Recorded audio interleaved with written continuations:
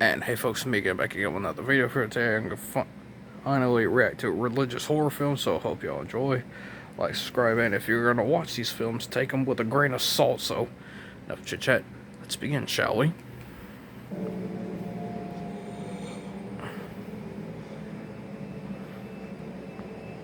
May God welcome you and keep you. He's One of dead. the scary religious horror movies of all time. Such has been the popularity of horror flicks that several subgenres within this have been explored. Among these, a particularly intriguing genre is religious horror movies. A robust number of horror movies dabbling in religiosity or cults have emerged that instill fear about the unknown world. Some involve deadly satanic or unholy cults, while others elaborate on the dark side of faith and the devil. In this video, we have some of the finest religious horror flicks ever made that are capable of leaving you speechless with their unique concepts. Before we go into our list, we have a very small request. If you like our content, please support us by subscribing to our channel. Newsflash, the genre is called horror, and deal with it. Thank you. Let's begin. Sauron. We all like to get scared. If you want to get scared, then go for it. That's your bad luck.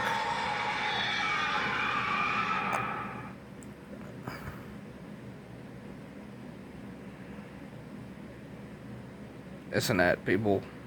Just wait for it. Be alright.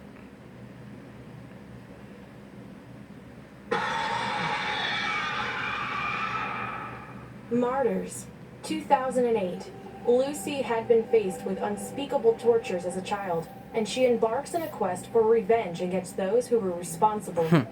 She is joined by her childhood friend Anna, who has a history of being oppressed as well. But soon they learn that they have stumbled upon a vile secret organization that has some dark secrets that were never meant to be unraveled. Talk about dirty deeds done Anna dirt soon cheap. learns that some horrors need to be overcome before salvation. Can she become the glorious martyr? This movie takes a cue from modern headlines and uses fiction to take it to some believable extremes. Martyr is so terrifying that it is almost difficult to watch with its dark and disturbing theme that is sure to haunt you for days to come. The gory moments and bloodshed cocooned within the spooky subject were enough to make some of the viewers faint in the theaters when this film was released. The incredible tension blends in with the indelible imagery as you witness the harrowing physical violence. The lead actresses are phenomenal in their roles, and the direction is spot on. Pascal Laugier certainly knows how to build up to the perfect climax, and he keeps his audience guessing for much of the movie. The soundtracks are somewhat melancholic, and it adds to the haunting effect. As long as you can digest the explicit violence, this is a highly recommended horror film.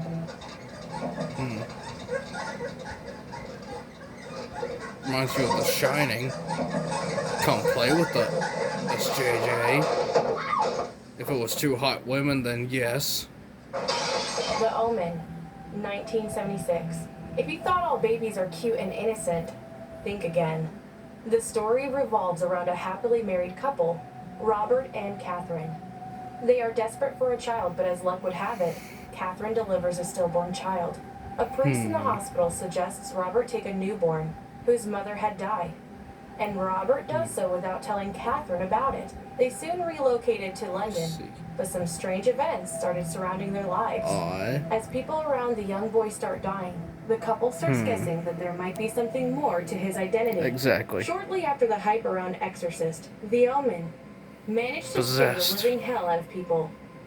The creepy plot built around the birth of the Antichrist is punctuated by some spine-chilling moments. Although this movie is not high on gore, there are some shocking scenes, such as when a priest is impaled by a church spire, and a reporter gets decapitated by a pane of glass. As if the narrative wasn't scary enough already, Jerry Goldsmith makes it a terrifying experience for the viewer, with his haunting musical score that deservingly won the Oscar.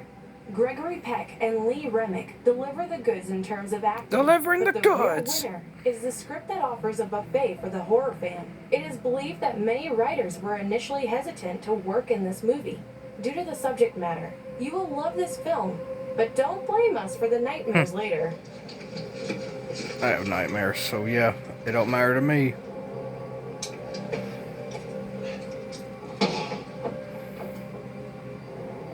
The Sacrament, 2013. Patrick is a journalist who works for a company that covers bizarre news items. His sister joins a community and moves to a new country. When she invites him to visit her, Patrick is joined by two of his friends, and they travel to the unique region. They are introduced to the community of happy people who worship Father. Sounds like cults. However, soon they realize that there might be trouble in paradise. Sounds like a cult and of the personality. Father might not be as pure and holy as he seems. The found footage genre has intrigued horror fans, and we have enjoyed some smashing hits like the Blair Witch Never Project. joined cults, The Sacrament kiddies. is influenced by the Jonestown tragedy and successfully creates an aura of fear through the first half. It won't please those who are looking for excitement all through the movie, but if you are willing to enjoy the creepy ambience, you have a delightful climax in store for you. Gene Jones is mesmerizing as the father, and he seems to be suitably charismatic for the role. The Sacrament is a strong statement on how the so-called religious cults can impact people's lives negatively. Is it? Despite the somewhat predictable narrative, it inspires fear and awe in the viewer. And that has been the biggest takeaway from this movie. What you doing, boy? My dog, she's under your car. Oh, well, let's see. Oh, that guy Frailty. died.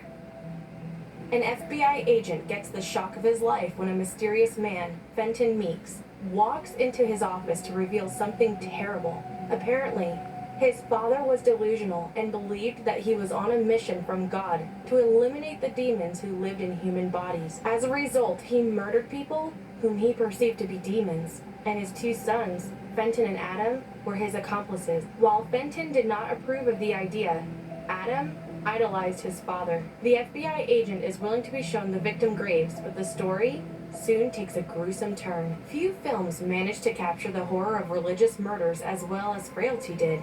It shows you just how far some disillusioned people can go and commit acts of evil in the name of God. The story of a deranged man from Last Texas time I recall, who went on the a Lord killing don't spree do is sure to evil. give you the chills. The narrative is so fluid that it is hard to believe Bill Paxton tried his hand at direction for the first time. He also played the role of the psychotic father, and alongside him, Matthew McConaughey and Matt O'Leary are stunning in their respective roles. This movie has some action-packed moments when you see the victims being hacked with an axe to the head and then being chopped up and buried in the garden. The plot twists come at the most unexpected junctures, and you would be left shocked with the fast-changing sequences.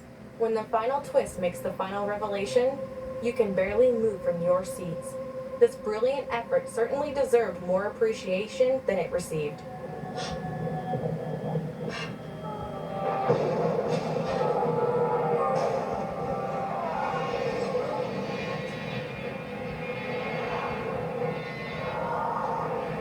The Exorcism of Emily Rose, 2005. This movie is based on a true event in Germany, although the plot shows the setting to be in the U.S. A young girl named Emily Rose dies, and the exorcist is blamed for the death. As the trial begins, the lawyer representing the priest makes an interesting case in his defense. Soon the trial becomes a battle between faith and science, where the father tries to draw our attention to the dark forces at work, and the prosecuting attorney trying to establish that it is all a lie. But what actually happened to young Emily? A movie about exorcism and based on a true story was bound to generate interest among the audiences, and this film did not disappoint. There are some frightening moments that are well shot with some innovative camera angles. We haven't seen a combination of a courtroom drama with a scary story, and the electric script carries both flawlessly. Jennifer Carpenter simply nailed the mannerisms of Emily, and it is said that she locked herself for hours in a room full of mirrors to prepare for the role. The scenes where she acts possessed are nothing short of incredible. Besides the scary scenes, there are some emotional moments as well, Evil such as when you beware, see you're in Emily for a suffering scare. through the trauma. The best part about the movie is that it is a thought-provoking experience that will leave you wondering whether Emily Rose actually died from the possession or epilepsy.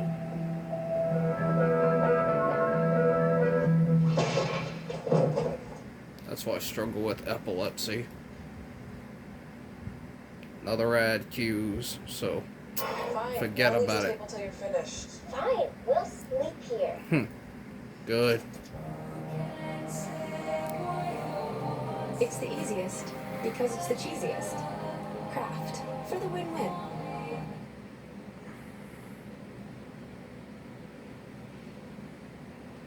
The Wicker Man, 1973. Sergeant Howie heads to a remote island to investigate a case of a missing girl. Although the complaint was made to the mainland, he finds no trace of such a girl once he arrives. In fact, everyone on the island seems to have strange rituals, and they claim that they have never seen the little girl. When he starts investigating thoroughly, he Awkward. finds some crucial clues that point to a horrific fact. Aha. The entire island might be practicing a strange cult that Exactly. demands some sacrifices. Who is next in line to be sacrificed? The Wicker Man would rank among the finest occult thrillers ever made. The plot promises a thrilling journey that would creep you out in several instances. The director, Robin Hardy, was working with an extremely low budget and yet managed to create the ambience that made this movie rank among the best British horror flicks. This is a great example of how a successful horror movie can be made without any violence or gore. It has some powerful acting performances by the likes of Edward Woodward, who stunned the audience as the bewildered sergeant. In a small role, Christopher Lee stole our hearts, as one clue leads to another, Chris and Lee, the can't sergeant go gets wrong, Chris closer to Lee. the truth. You would enjoy the adrenaline rush, and the musical score perfectly fits the mood. Long after you have watched this movie, the final scene as the credits roll in will be a permanent image ingrained on your mind. Are you? Sorry, I had to adjust my You're not the camera. babysitter? No, I'm not the babysitter. My friend. The Yep, House of she the Devil, did. 2009. Samantha is a young college student who plans to make some money through babysitting. However, when she arrives at the designated house, she is told that she has to look after an elderly lady and not a child. As Samantha explores the house, she soon finds out that the inhabitants are hiding a terrifying secret. Her worst nightmare comes alive when she realizes that they intend to use her, dead or alive. Although this movie was released in the year 2009, it offers a fine throwback to the religious horror that reigned supreme in the 80s. The makers purposely use a lot of 80s movie references in some of the scenes. The problem with this film is that it might appear to be a bit too slow for some of the audiences. Slow. The use of almost 30 minutes before Samantha that's even funny. reaches the house. The slasher fans wouldn't be too pleased with the anticlimactic nature of the final scenes, but the Whatever. idea is undoubtedly unique. Whatever, it's Samantha's wrong. best friend provides some much-needed comic relief to lighten the mood. You will find yourself somewhat attached to Samantha in the course of the journey. Jocelyn Donahue is just the perfect fit for the role. As you go deeper into the story, you would be embracing the spooky feeling as the evil comes to the fore, an evil that knows no bounds.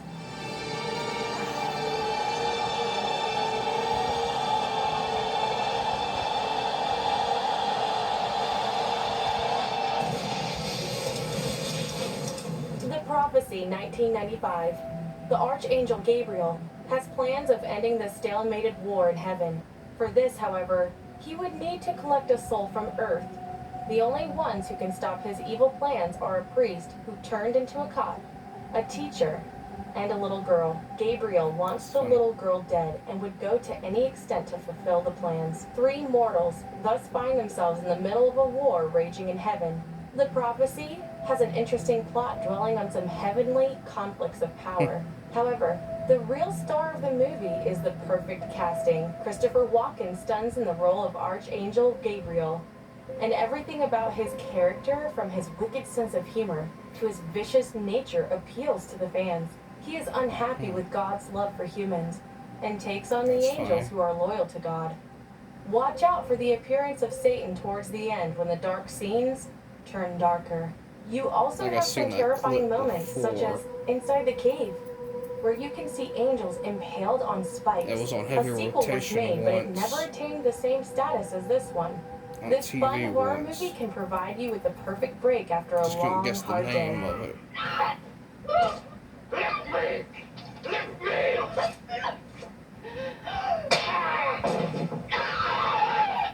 The Exorcist, 1973. A Hollywood actress who is separated from her husband gets to visit her preteen daughter Reagan. She lives with her and notices some strange changes in her behavior and mannerisms. She's peeing on the Soon it is floor. learned that her unusual behavior is actually due to demonic possession. With nowhere to turn, The mother turns to two priests to conduct an exorcism to save the child. However, with a demon so powerful, exorcism wouldn't be the easiest thing to do. There is a lot of news surrounding this movie as it is regarded as the scariest movie ever. While we wouldn't call it the scariest, it does have its moments. There are scenes that will freak you out when you look to a dark corner of your house. The Exorcist won 2 Oscar awards for the best sound and the best writing screenplay categories. The full-blown plot is exfoliated slowly, and the build-up offers a lot of drama and tension. Some iconic scenes such as the head spinning, the spider walk, and the vulgarities being spewed from the demon's mouth have been appreciated by the horror fans over the years. That being said, with almost 50 years since the movie, a lot of scarier scenes have seen the light of day.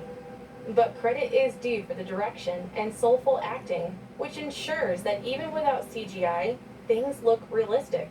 Linda Blair, who played the little girl, is simply outstanding. While this is a terrifying classic, there are some pathetic sequels for this movie, but none of them managed to live up to the expectations. This is all the time we had for today's episode. We hope you guys liked it. To subscribe to our channel. And don't forget to tell us which topic you want us to cover in the comment section. Anyway, folks, hope y'all do enjoy the video. Like, subscribe, follow me on the media on TikTok and Discord, and God bless y'all for it. And if you're gonna watch these films, take them with grains of salt. So I'll see y'all next video.